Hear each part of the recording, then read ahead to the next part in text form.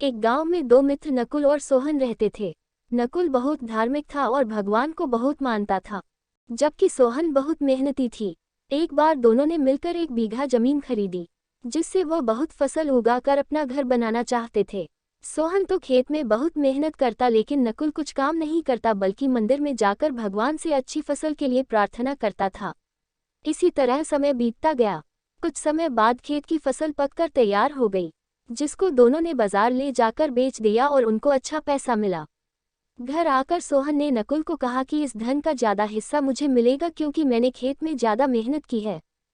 यह बात सुनकर नकुल बोला, नहीं, धन का तुमसे ज्यादा हिस्सा मुझे मिलना चाहिए, क्योंकि मैंने भगवान से इसकी प्रार्थना की, तभी हमको अच्छी फसल हुई। भगवान के बिना कुछ संभव नहीं है।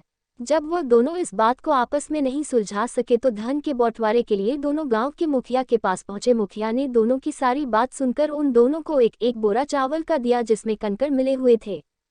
मुखिया ने कहा कि कल सुबह तक तुम दोनों को इसमें से चावल और कंकड़ अलग करके लाने हैं, तब मैं निर्णय करूंगा कि इस धन का ज्यादा हिस्सा किसको मिलना चाहिए। दोनों चावल की बोरी लेकर अपने घर चले गए। सोहन ने रात भर जागकर चावल और कंकड़ को अलग किया, लेकिन नकुल चावल की बोरी को लेकर मंदिर में गया और भगवान से चावल में से कंकड़ अलग करने की प्रार्थना की। अगले दिन सुबह सोहन जितने चावल और कंकड़ अलग कर सका उसको ले जाकर मुखिया के पास गया, जिसे देखकर मुखिया खुश हुआ। नकुल वैसी की वैसी बोरी को ले जाकर मुखिया के पास गया। मुखिया ने नकुल को कहा कि दिखाओ तुमने कितने चावल साफ किए हैं। नकुल ने कहा कि मुझे भगवान पर पूरा भरोसा है कि सारे चावल साफ हो गए होंगे। जब बोरी को खोला गया तो चावल और कंकड़ वैसे के वैसे ही थे। जमींदार ने नकुल को कहा कि भगवान भी तभी सहायता करते हैं जब तुम मेहनत करते हो। जमींदार ने धन का ज्यादा हिस्सा सोहन को दिया।